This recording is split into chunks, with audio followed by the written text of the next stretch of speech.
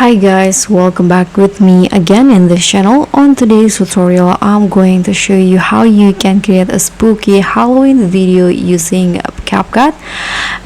In here, I have this video added into my CapCut PC, and I want to edit this videos right here with a spooky black tears effect. So if you want to do the same, just follow these steps. So first, you can just go to where you want to apply the effect. So I'm not going to apply it for the whole clip. I'm going to start applying the effects here, for example. Then you can just go to effects here, go to the body effects and choose the dark category, this one, and you'll easily spot the black tears effect here. So just drag it or click on the plus icon in here. Now adjust the filter and also string. Okay, I'm going to go with 85.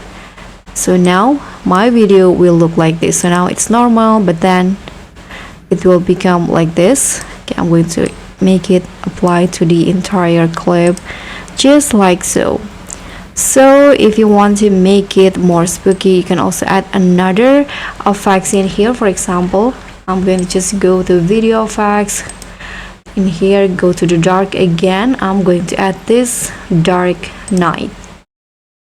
Click on plus icon, and that's it.